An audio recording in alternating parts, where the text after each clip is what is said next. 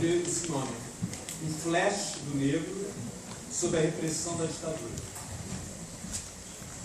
No coletivo de presos políticos do Hipódromo, em São Paulo, entre 1968 e 1975, havia um negro, um caboclo e um mulato. O mulato saiu condicional e viajou para rever a família em Minas. Foi tomar banho no açude e se afogou. O caboclo, antigo e lendário militante do campo, e o negro que sobraram, não se davam bem. O negro tentou se aproximar em vão. O caboclo não acreditava em intelectual revolucionário. O negro era professor de história. Nesse pequeno parágrafo, aparecem vários aspectos da contradição racial brasileira. Fiquemos no primeiro. Eram raríssimos os negros na luta urbana contra a ditadura. A não ser que tivessem mais capacidade de escapar à queda que os outros, que é improvável. A melhor explicação talvez seja a posição social da militância de esquerda. Os combatentes contra a ditadura saíram quase totalmente das classes médias e altas. A classe trabalhadora foi plateia, às vezes a favor, contra o indiferente, da terrível e já no fim desesperada luta da militância contra a repressão. Os negros da repressão eram proporcionalmente mais numerosos que os do nosso lado. Nas 3 equipes de tortura do Oicode, de São Paulo, havia um negro e, aliás, também um asiático, pelo menos um judeu. Ouvi esse negro, o tenente ou doutor Mário, se queixar de forma indireta do preconceito que sofria no seu trabalho. Ao me interrogar, parava para me ameaçar. Não pense por causa disso, e passava um indicador no braço, um gesto característico dos negros paulistas. Vou te aliviar. Você pode ser mais inteligente do que eu, mas não é mais inteligente do que minha equipe. Isso nas equipes de tortura. Quando passava para a sessão de buscas, aumentava muito o número de negros e mulatos.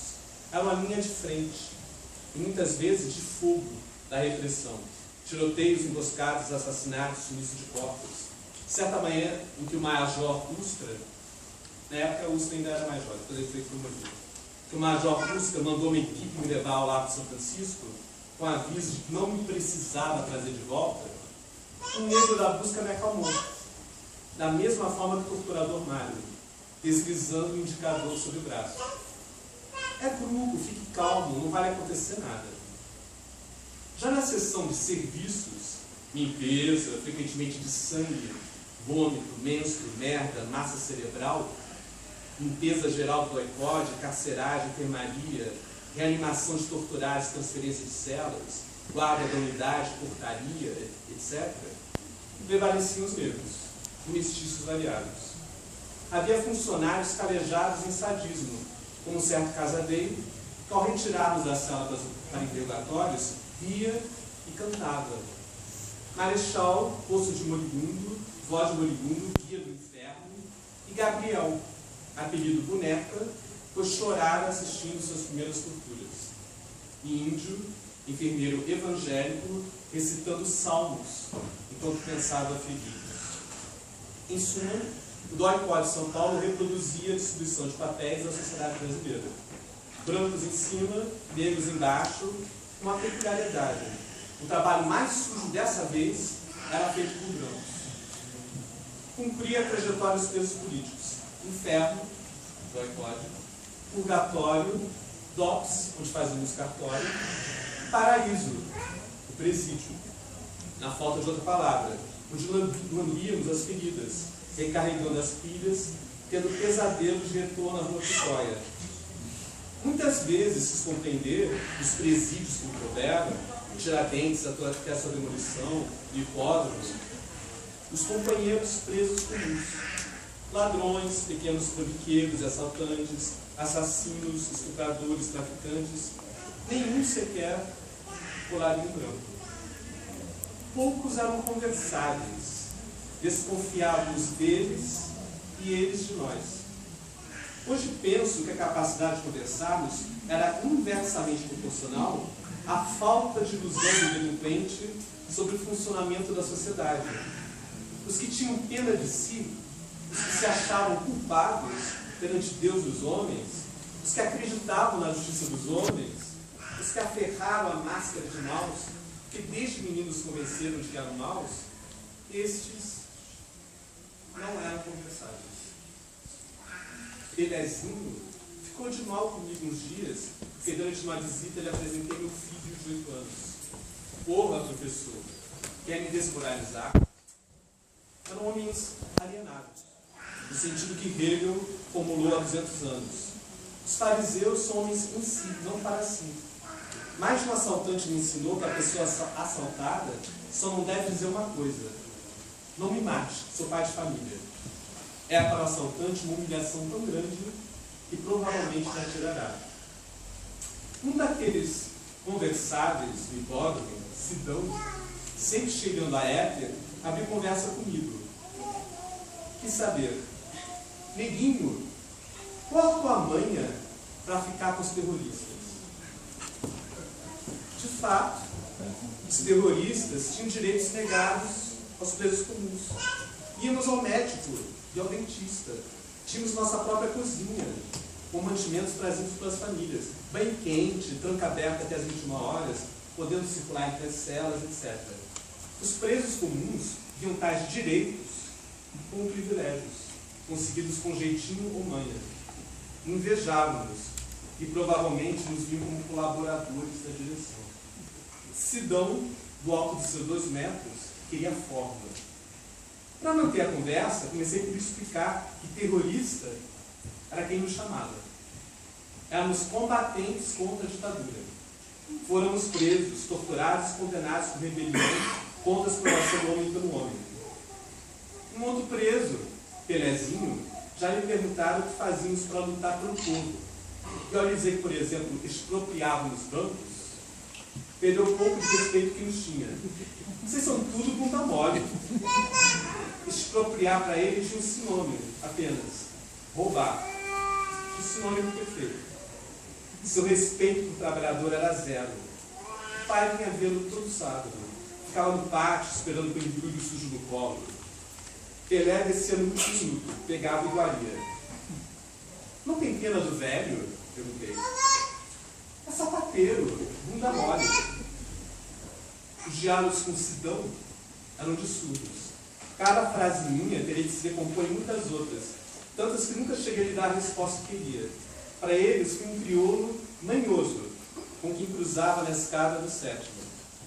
A questão principal, escondida na minha relação com Sidões e Pelezinhos, é a dialética negro-branco do Ocidente, desenvolvida por dominação dos povos claros sobre não claros, ameríndios, asiáticos, africanos e outros. O Dinesco, em A Parte Obscura de Nós Mesmos, uma história dos perversos, como fizeram a Franz Fanon na metade do século XX, mostra a complexidade dos fenômenos subjetivos, complexos porque entrelaçam história e símbolo. Branco é senhor porque é inteligente, embora conheçamos brancos burros e negros inteligentes. Quando povos brancos e não brancos se encontraram no século XIV, os europeus tinham 2 vantagens tecnológicas: os meios de matar, armas de fogo, espadas, de viajar, cavalo, barco. Mas esses simples fatos são desprezados na escola, quando se explica a escravização de índios e africanos. Estes já entram com um papel marcado na história. Não podem fazer história. Nenhum partido revolucionário no Brasil, por isso mesmo, se caracterizou por massas de negros. As rebeliões negras do tempo colonial escravista foram sintomaticamente solitárias, ninguém lhes deu apoio e simpatizou com elas. Os proletários no Brasil sempre foram negros por definição. Eram os etíopes da América, os índios, ou os gentios da Etiópia, os negros. Os partidos revolucionários eram da pequena burguesia, da intelectualidade, jornalismo, estudantado, das forças armadas.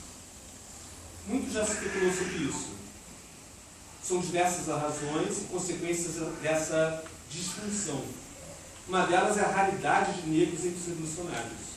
Tiradentes, cercado pela polícia no centro do Rio, vendeu para fazer finança um moleque escravo que servia.